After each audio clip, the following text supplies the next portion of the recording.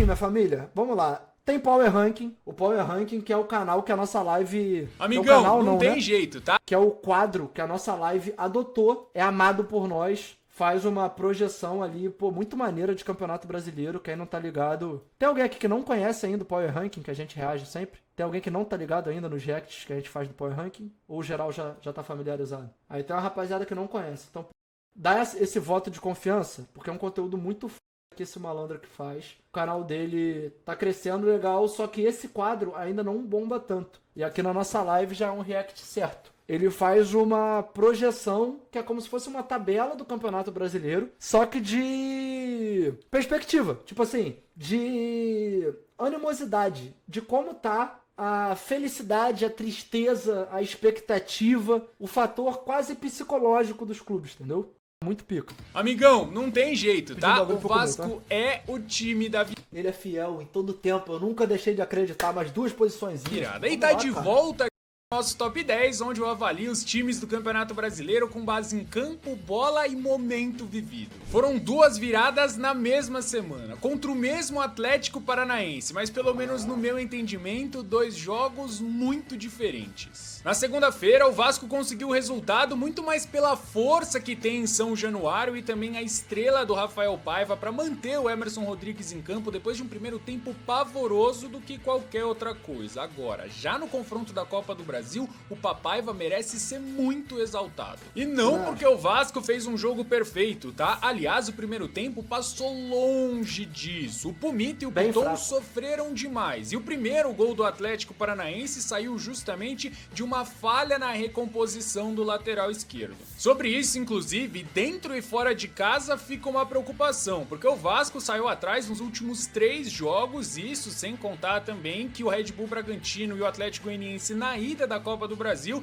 também fizeram o Vasco correr atrás do placar, e correr na subida é sempre muito mais difícil. Só que eu falei sobre exaltar o Paiva porque ele acertou em cheio nas alterações. Não é de hoje que a saída de bola do Vasco é um problema, mas o Cocão e o Payet estavam fazendo um trabalho péssimo, e isso... Mas, pô, vou te falar, o Paiva recuperou uma parada no Vasco, mano, que é muito importante. Alguns tempos atrás, o Vasco tomava o gol e eu já ficava... Perdemos o jogo, tá ligado? Hoje o Vasco toma um gol e o outro time abre o placar com o Vasco do Rafael Paiva. E, mano, tipo, é claro que eu fico bolado pelo gol, mas eu continuo acreditando, pô, assim, plenamente que é possível virar. O poder de recuperação do Vasco tem se mostrado muito forte. O Vasco sai perdendo pro Criciúma, pro Bragantino, pro Atlético Paranaense 2 vezes, pro São Paulo, e o Vasco não perde nenhum desses jogos, entendeu? O Vasco tem saído perdendo a maioria dos jogos e não tem perdido quase nenhum, então... ainda que seja muito ruim, o Vasco precisa corrigir isso. Eu acho que, tipo, o Paiva conseguiu, ao mesmo tempo que ele começa perdendo jogos, ele tem um poder de recuperação que meio que anula esse fator. Ficou ainda mais claro quando entrou o Sforza e ele sozinho deu conta da função. E foi a partir daí que o Hugo Moura passou a ter mais liberdade e foi o cérebro do partidaça do Hugo Moura. Time. Inclusive, merecido demais ele ter feito o gol que carimbou a virada, porque quando o Vasco tava mal, ele tava bem e o Vasco melhorou por causa dele. Taticamente, foi um jogo de manual. É um time que ainda não tá pronto e o Felipe, nosso outro criador, fez um vídeo explicando o porquê disso que eu vou deixar aqui no card pra vocês, mas de qualquer forma, o Vasco já mostrou que vai vender caro todo e qualquer resultado. Não à toa, chegou ao seu 7º jogo de invencibilidade e enfrenta agora o Vitória pra estender essa série um pouquinho mais. Vitória que historicamente tem uma força jogando em casa dentro do Barradão, só que nesse Campeonato Brasileiro é o 4º pior mandante, ou seja, dá pro Vasco levar. Acabou a invencibilidade de 4 jogos do Bahia, que foi melhor em relação ao Flamengo em termos de desempenho. Tá, família? Só tô pedindo meu lanche aqui porque, pô, comer um bagulho.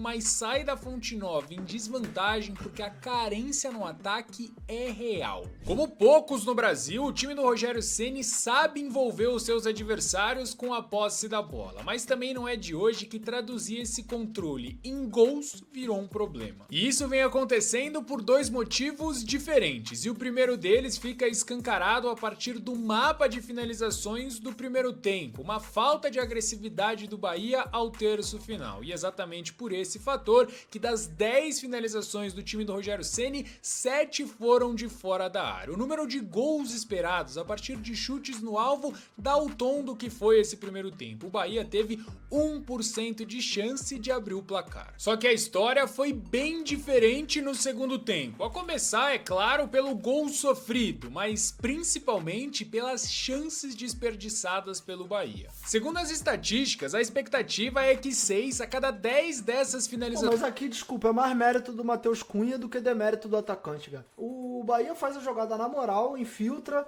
finaliza, mas o Matheus Cunha abafa, fecha o ângulo, faz uma defesaça aqui. Não? Achei que foi uma boa defesa do goleiro. Ações resultassem em um gol, mas o Jean Lucas desperdiçou. E ainda teve tempo pro Tassiano, de dentro da grande área, recuar uma bola nas mãos do Matheus Cunha. Isso aí não tem como, tá ligado? E também, já nos acréscimos do segundo tempo, o Lúcio de cabeça perdeu outra oportunidade. Sozinho também, Davi Luiz erra o tempo da bola, o Lúcio cabeceia sozinho. Lúcio que entrou no lugar do Everaldo. O Everaldo completou 10 jogos sem marcar. Obviamente, o foco do Rogério Ceni durante a data FIFA vai ser esse. O ajuste precisa ser feito antes do jogo de volta no Maracanã contra o Flamengo. Mas ainda assim, antes disso, o Bahia precisa confirmar o amplo favoritismo que tem sobre o Red Bull Bragantino. O Braga, que hoje é um dos piores times do Brasil, não vence há 6 jogos no Brasileirão. A estratégia traçada pelo Tite só foi bem aceita porque ele conseguiu sair com a vitória. Caso contrário, eu te garanto que a grande maioria estaria chamando ele de covarde. Só que, pelo menos no meu entendimento, era a única estratégia possível, porque simplesmente não tem como a gente tirar o desgaste da conta. O Flamengo fez 3 jogos em 6 dias, 2 dessas partidas fora de casa. A sequência de viagens foi La Paz... Mas esse é o ponto, essa questão do desgaste, ela pesa demais. E eu sempre bati nessa tecla, aliás, antes dela começar a pesar, quando a gente fez uma das primeiras simulações ali, a gente já tinha feito uma análise prevendo que isso ia acontecer e que, a gente fez A gente viu quantos times do Campeonato Brasileiro disputam 3 competições, quantos disputam 2, quantos disputam uma só, e que esses times iam começar a ter mais jogadores, sofrendo lesão e precisariam fazer mais viagem, iam ter menos tempo de treino, menos tempo de recuperação. Mas ao mesmo tempo, viado, para a projeção do Flamengo, o Flamengo paga um preço num elenco que é justamente para disputar as 3 competições sem abdicar de nenhuma. Agora, tá sofrendo muito, entendeu? Tá sofrendo muito, tá com um número de lesão acima do que se espera. E aí tem que ver como é que vai ser. Por exemplo, o Corinthians tá em 3 competições. Ah, Renato, tá jogando com time misto. Beleza, time misto, vamos botar aí que metade dos titulares estão jogando. Se não for metade, 5, 4 titulares estão jogando. E outros titulares, quando a corda aperta no pescoço, estão entrando durante o jogo. E se entra durante o jogo, viaja. Viagem também é desgaste. Então, eu acho, por exemplo, que o fato do Fluminense ter saído da Copa do Brasil pro Juventude foi bom pro Fluminense no Brasileiro e na Libertadores. Eu não sei até onde é interessante pro Corinthians continuar em todas as competições, tendo em vista que ele tá, afundado no Brasileiro, entendeu? De janeiro e eu acho difícil de ganhar alguma das competições que ele tá jogando. Salvador, fala sério, como é que cobra alguma coisa? E eu sei que é chato toda hora bater nessa tecla, mas é impossível que o desempenho do time não seja afetado por esse tanto de desfalque. Fora que, além desses caras aí que não estavam à disposição, o De La Cruz sentiu e foi substituído pelo Michael, que também sentiu e saiu carregado da Fonte Nova. Além do... Essa lesão do Michael é o quê? No resultado, a boa notícia pro Flamengo é a segurança que mostrou na defesa. Um jogo bem efetivo sem bola. 2 meses fora, tá maluco, mano. O cara acabou de estrear, fez gol. Jogador importantíssimo. Não foi perfeito, mas foi o suficiente o fim de uma sequência de 3 jogos seguidos sofrendo gols. Claro que passou demais também pela atuação do Matheus Cunha, que tá numa situação bem delicada, até porque o Rossi tá catando muito e ele só joga a Copa do Brasil, ou seja, tá sem ritmo de jogo nenhum, é entrar e corresponder, sem margem pra erro. Mas agora, como eu sou sempre o primeiro a criticar a fragilidade defensiva desse time em bola aérea, eu também preciso reconhecer que o gol marcado pelo Bruno Henrique é fruto de treino. sofrendo. Quer ver só? Repara no gesto técnico do De La Cruz. Isso não é um cruzamento pra bola subir e descer. É uma fatiada pra ela encontrar justamente o Bruno Henrique, um dos jogadores do futebol brasileiro com mais impulsão. É um gol do técnico também. Aliás, o jogo desse domingo marca o reencontro do Tite com o Corinthians. E ele sabe muito bem que jogar na Neoquímica Arena, independentemente da fase do Corinthians, é muito difícil. Não à toa, eles não perdem jogando lá pelo Campeonato Brasileiro há praticamente 3 meses. Se o 2-0 sofrido contra o Fluminense fez com que o Gabriel Milito deixasse de ser unanimidade dentro da diretoria, eu tenho certeza absoluta que depois da atuação do Galo na Copa do Brasil, isso aí já é coisa do passado. Até porque, do ponto de vista estratégico, o Milito deu aula O Galo venceu o São Paulo dentro do Morumbi. de como armar um time para enfrentar o São Paulo fora de casa. A proposta era uma marcação por encaixe individual e os jogadores executaram com perfeição. E dentro desse sistema, o Otávio, claro, foi o cara que mais se sobressaiu. O que ele fez com o Luciano é para ser visto e revisto. Anulou completamente o jogador do São Paulo, que inclusive fez um jogo de doer os olhos. Me chamou a atenção também o posicionamento do Guilherme Arana, bem mais perto da linha de defesa, sem alargar tanto o campo pelo lado esquerdo como a gente está acostumado. Afinal, a ideia era ser reativo, propor o jogo, só que sem bola, e isso aí deu muito certo. E eu nem falo pelo resultado, mas porque ainda que o Everson tenha sim feito boas defesas, o São Paulo não conseguiu se montar no campo de ataque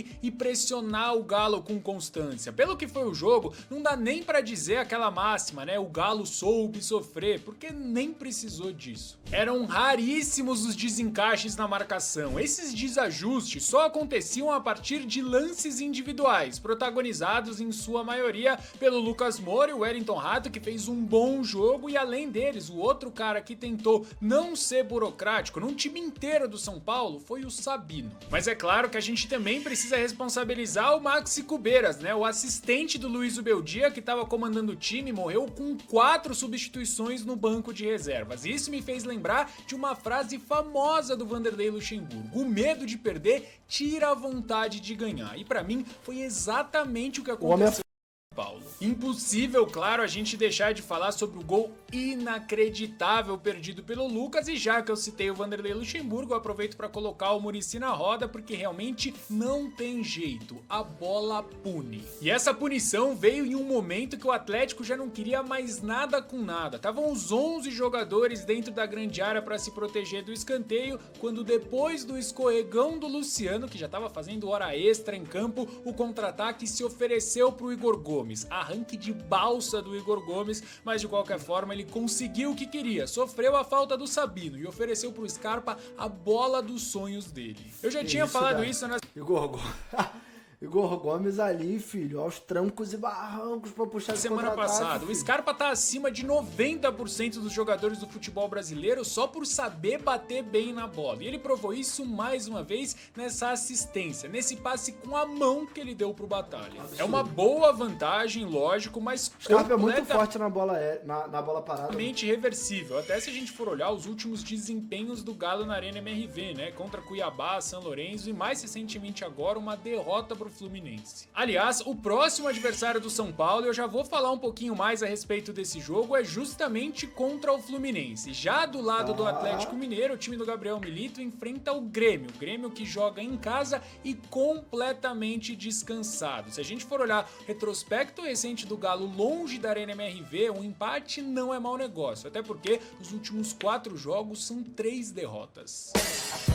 O primeiro nordestino da história a liderar o Brasileirão no segundo turno é o Fortaleza. E se a vitória que colocou o Lion no topo da tabela com um jogo a menos não veio a partir de uma atuação brilhante, eu preciso voltar a elogiar a efetividade desse time. Tudo que, por exemplo, o Corinthians, que criou as melhores oportunidades da partida... O Fortaleza não fez um bom jogo contra o Corinthians.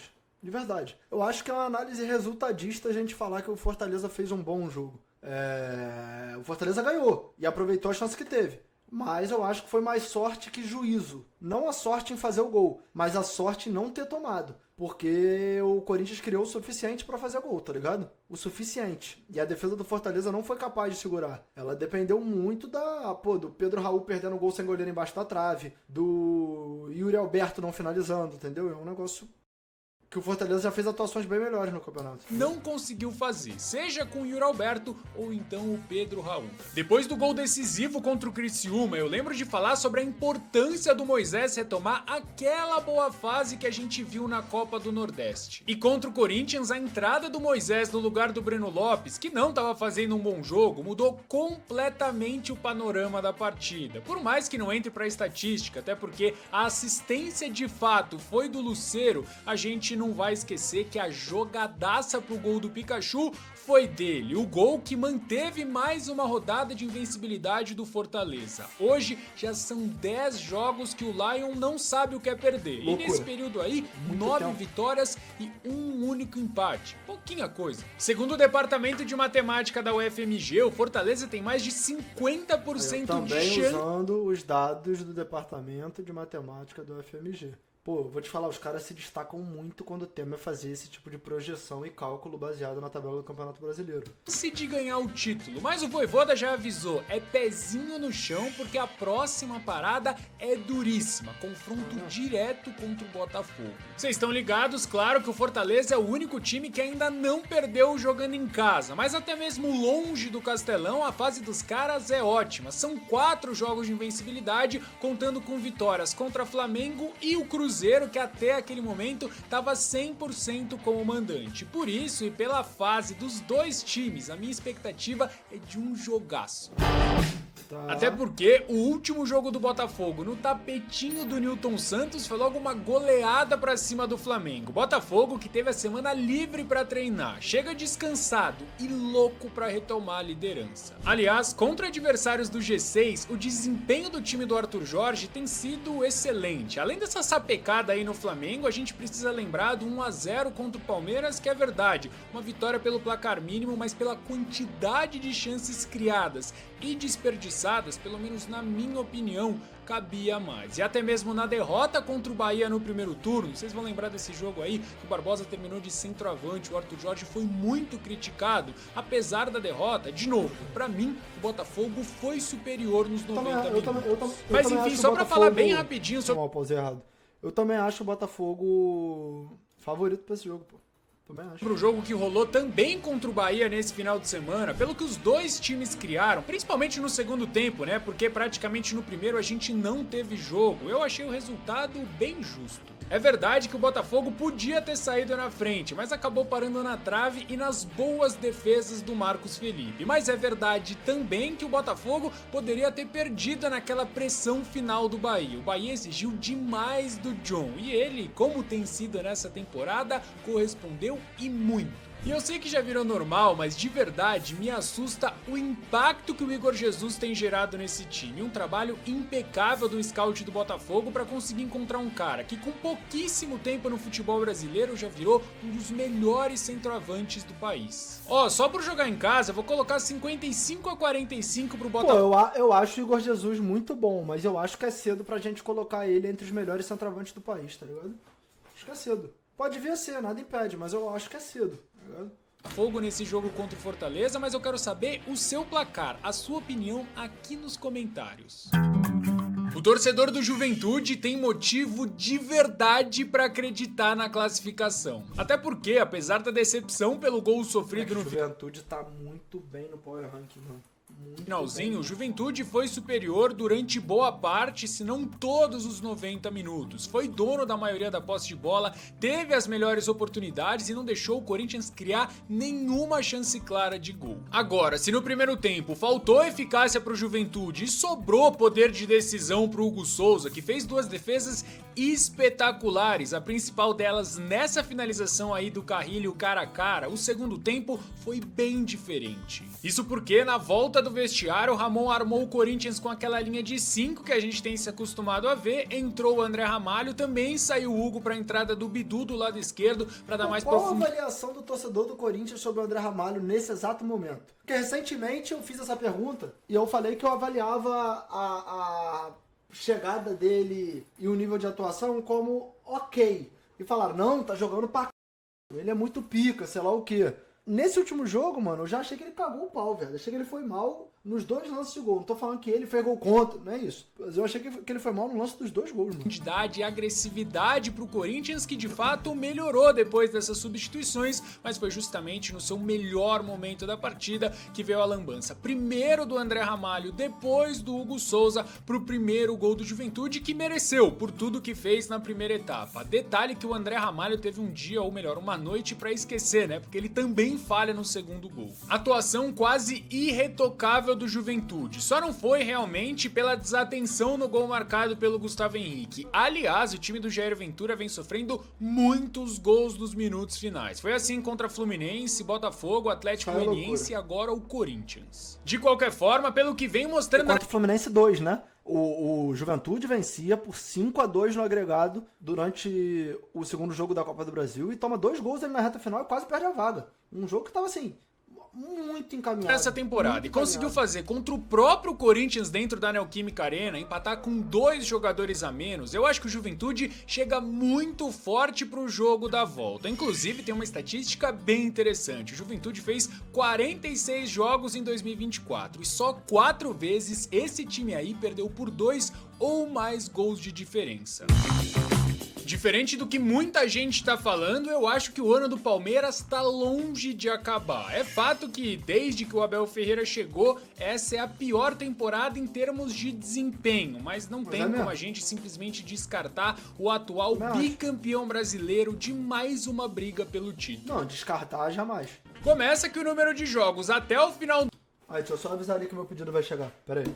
Vou deixar o vídeo rolando aqui, quando eu voltar eu volto 30 segundos. O ano pesa e muito a favor do Palmeiras. Se a gente bater o olho aí na primeira página da tabela do Brasileirão, todos os outros times estão em pelo menos 2 competições. Isso que São Paulo e Flamengo, 2 dos adversários diretos do Palmeiras, estão vivos nas 3. Nunca o Abel teve tanto tempo livre para treinar. Exceção feita 2020, que ele chega no meio da temporada, todos os outros anos o Palmeiras fez pelo menos mais de 70 jogos. Em 2024, o número máximo é de 67, o que quer dizer que em 98 dias o Abel precisa preparar esse time para mais 14 finais. Basicamente aí, um jogo a cada uma semana. Tempo mais do que o suficiente para o Abel Ferreira arrumar o maior problema do time num retrospecto recente. A defesa vem sofrendo muitos gols. Pegando aí um recorte dos últimos 10 jogos, o Palmeiras só não sofreu gols contra Flamengo e recentemente contra o Cuiabá. Mas mesmo assim,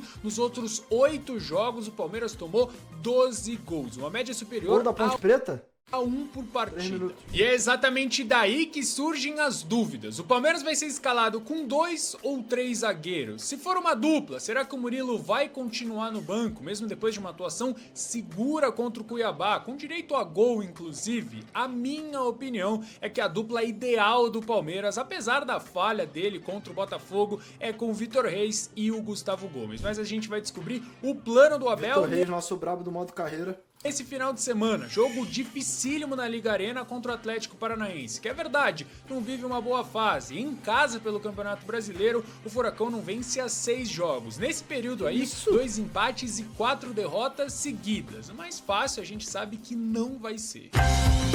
Foram 15 longas rodadas, mas o Fluminense enfim saiu da zona do rebaixamento. É verdade que só 2 pontos separam o Flu de Corinthians. Cara, e a situação do Fluminense, tipo, é muito bizarra, porque ainda que o Fluminense tenha melhorado pra vencido, feito pontos em sequência, a situação que o Fluminense colocou é tão ruim que se ele der uma osciladinha agora, eu dei o exemplo, né?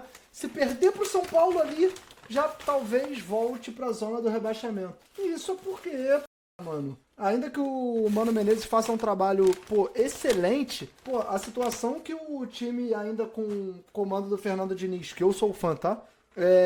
Ficou deplorável, viado. Deplorável. Eu também acho que não cai mais. Só que Ainda assim, tem que ser levado em consideração a bizarrice da situação que o Fluminense tá, né? E vitória, mas a gente tem que lembrar que o time do Mano Menezes tem um jogo a menos e o momento em relação a esses concorrentes é muito mais positivo. Já são 3 jogos de invencibilidade com 2 vitórias consecutivas e uma classificação recente para as quartas da Libertadores que, lógico, eleva o moral do time. Agora, falando especificamente do último jogo, esse 2-0 contra o Galo fora de casa trouxe ótimas notícias. Desde a estreia contra o Palmeiras, com direito à assistência para o gol da vitória, o Serna já tinha mostrado que podia ser muito importante, mas ainda assim me chama a atenção como o processo de adaptação dele tem sido rápido. Em 8 jogos ele já virou peça fundamental desse time. Pô, fez um golaço absurdo contra o Galo, aí ó. Só falar, que isso. Da qualidade do Serna nas arrancadas e no 1 contra 1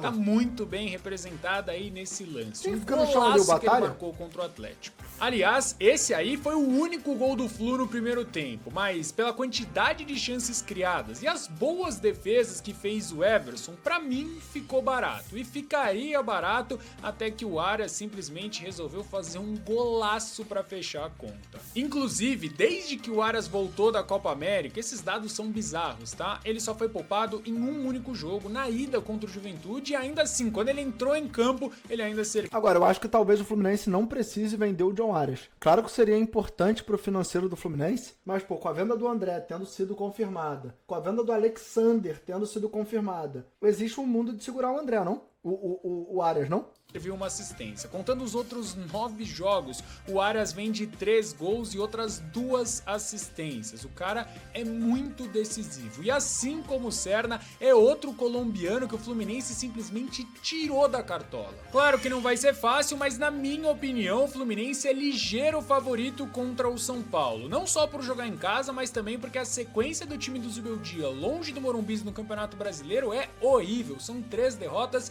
e 1 empate. Tá aí na sua tela então o ranking dos 10 melhores times do Campeonato Brasileiro pós jogos de ida das quartas de final da Copa do Brasil. Mas como eu já justifiquei um por um, bora rodar isso aí pra conhecer os 10 piores times, com alguns Cara, a situação do Corinthians é muito bizarra, que mesmo com a vitória nas Copas e com o ânimo que isso pro Power Ranking conta, ele não consegue sair, tipo, ele teve uma melhora ali que é muito longe do que precisa ter pra sair da situação que tá, entendeu? integrantes novos, e por isso eu quero saber a sua opinião aqui nos comentários, depois de você deixar o seu like e se inscrever no nosso canal. Tá aí. Amigão! Mais um Power Ranking reagido.